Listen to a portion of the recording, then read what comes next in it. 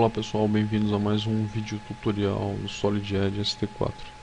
Neste vídeo tutorial eu quero apresentar a vocês uma ferramenta do Solid Edge chamada GoalSeek. O GoalSeek é uma ferramenta utilizada para auxílio em cálculos de engenharia. Ok, vamos então dar início a esse tutorial abrindo aqui no portão de entrada do Solid Edge o ambiente Isopart. Pessoal, vamos usar o ambiente Ordered para trabalho nesse tutorial. Então, clique aqui em Tools, selecione em Model o item Ordered. Ok.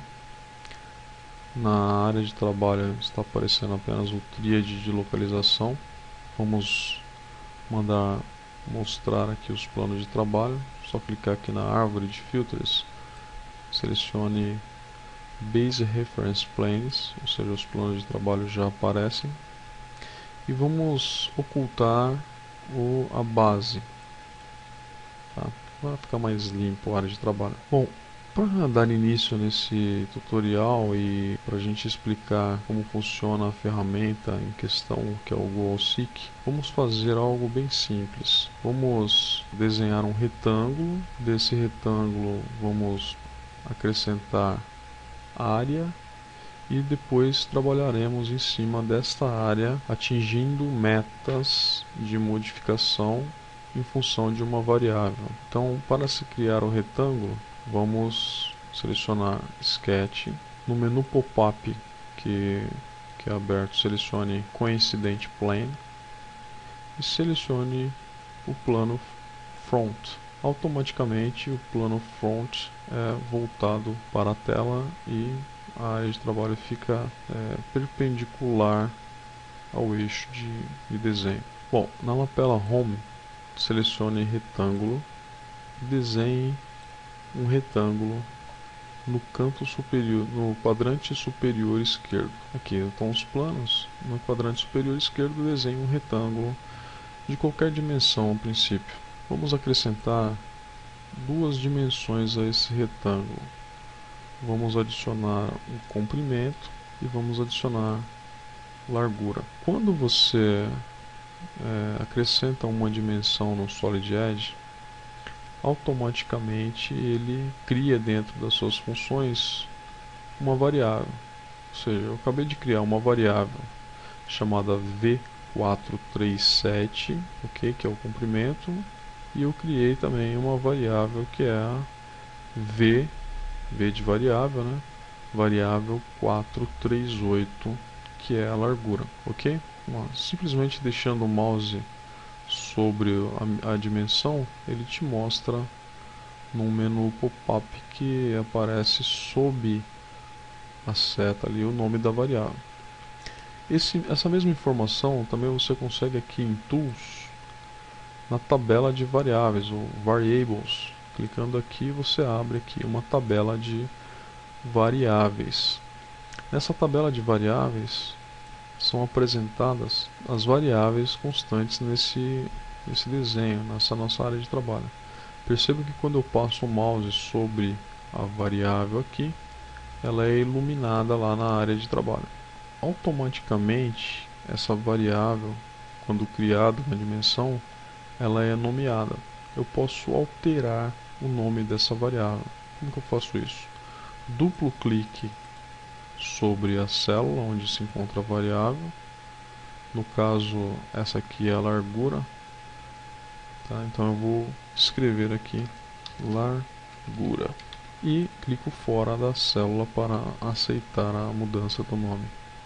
Essa outra variável aqui, a 437, é o comprimento. Então duplo clique, seleciono e mudo o nome para comprimento. Então agora clique fora, né, para aceitar a mudança. Então eu tenho uma variável chamada largura e uma variável chamada comprimento.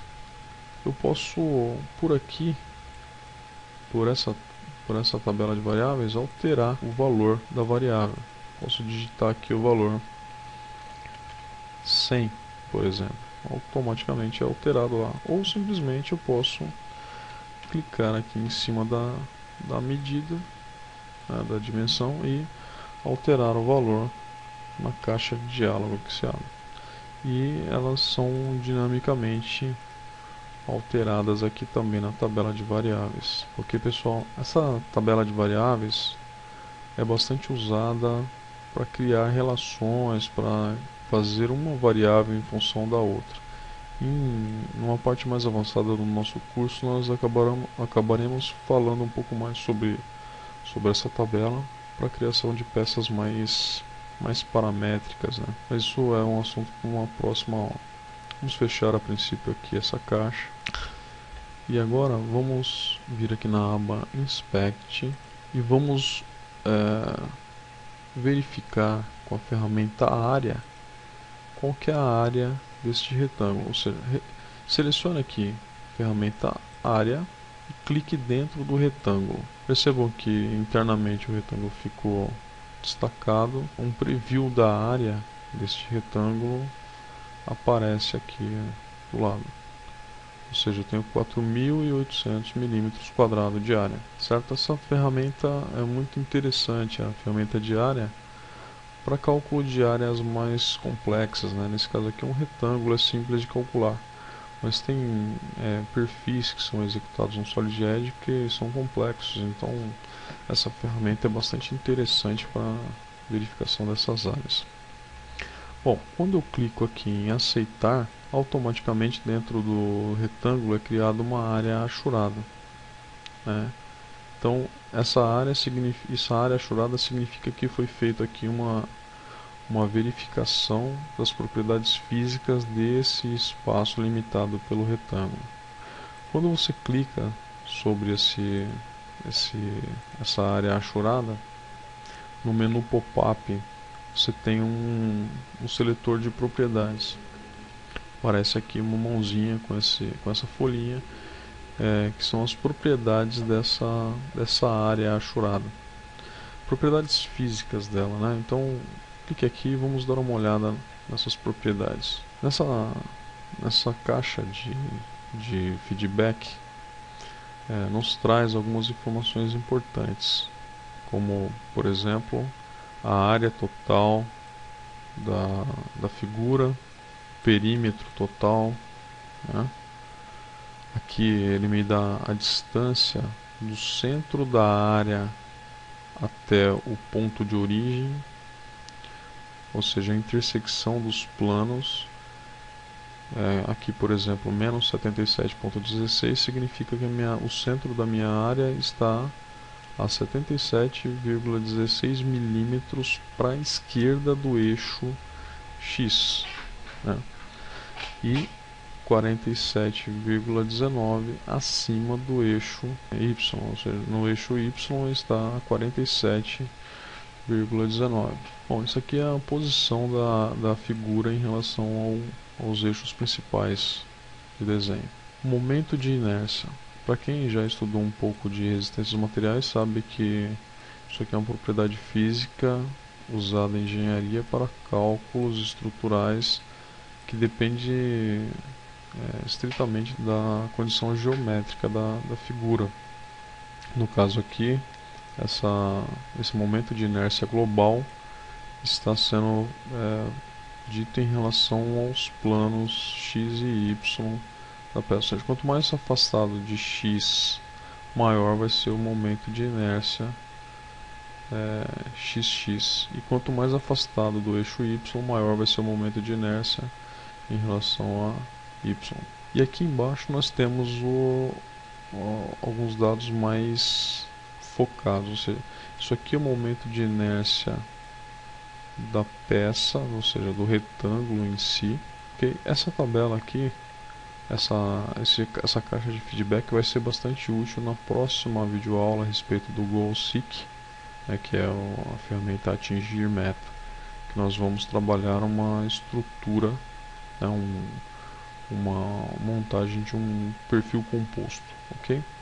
Algo mais aplicável aí à engenharia. Aqui, a princípio, nós vamos fazer apenas um reconhecimento da ferramenta. Então essa aqui é uma caixa que nos dá bastante informações sobre a figura geométrica que nós acabamos de desenhar. Clique em OK para sair e nós temos aqui uma área. Uma outra ferramenta interessante que eu gostaria de mostrar para vocês está aqui em Home, Annotation, é esse azinho aqui, ó, o Callout. Clicando aqui em Callout, nós vamos pegar uma variável da peça e vamos deixá-la apresentada na tela. Delete essa aqui que está aqui em Callout Text, delete, né? Deleta esse texto. Vamos buscar uma propriedade aqui em Properties Text. Selecione aqui nessa aba Variables from Active Documents. Você pode perceber que aqui tem todos os todas as variáveis do nosso documento, inclusive as variáveis que acabamos de criar aqui, o comprimento e a largura. Vamos selecionar a variável área. Duplo clique, ela aparece aqui, clique em OK. O preview, né, do que aparecerá na tela é nos dado aqui. Bom, para incrementar isso, aqui, ó, esse ponto, antes de tudo aqui no comecinho, antes do símbolo de porcentagem, vamos escrever área. Área, 2 pontos, espaço.